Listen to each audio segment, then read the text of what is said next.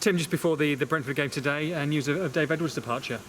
Yeah, not a surprise that he's gone. Obviously, we knew Wolves had accepted the bid yesterday. Surprised at the timing. 2:20, 40 minutes for a game. Not really the exit that he deserves, really, after 9.5 years at the club. But that's Reading's prerogative to put it out at that time.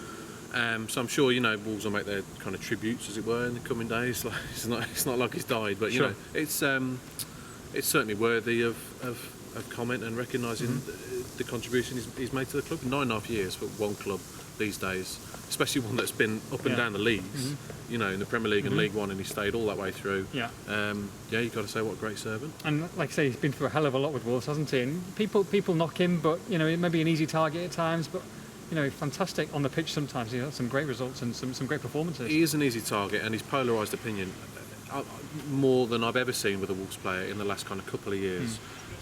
Whether he's played well or poorly or average, everyone's got something to say about Dave Edwards. Why was it Dave Edwards? Why is Dave Edwards the person? I don't. It's a good question, and there's a psychological study in there somewhere. There's a dissertation in there somewhere for someone way above our pay grades to do. But I think he's not a highlights player, is he?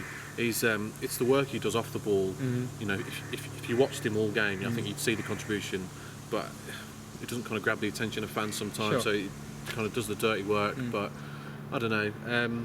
I think he'll be. I think he'll be missed in that dressing room. I think if you spoke to someone like Paul Lambert or Danny Barr or some of the other experienced players about just what an important contribution he made last season, behind the scenes and in the dressing room, as well as his goals on the pitch, reaching double figures, you don't know where they would have been without him last season. But certainly overall, anyway, the 9.5 years, he's more than any player I've met has given so much to this club. I mean, literally his life. I mean, the work he does away from the field zone, and his fitness and his conditioning, and just how much he cares about the club and everyone at the club as well. I mean, he's been a role model.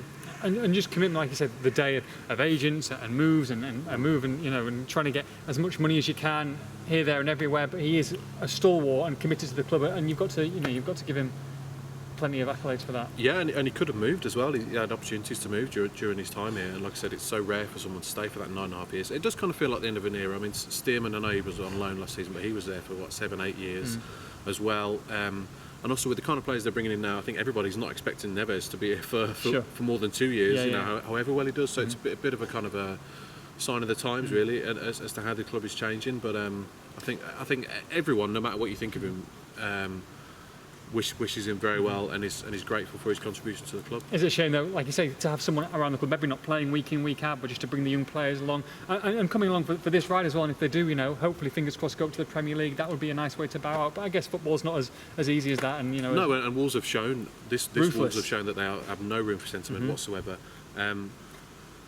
We'll see how keenly he is missed. I mean, everything's going well at the moment, but when it gets to winter time and you've got successive long away matches on Tuesdays and a few defeats, that's when you need these kind of players to really step in and calm the dressing room down. And they've still got players who'll do that, particularly Danny Barr and Connor Cody and whatnot, and John Ruddy as well, who's made a big impact. But it'll be interesting to see what happens now as well moving forward, because obviously there's a hole in the squad to be filled now.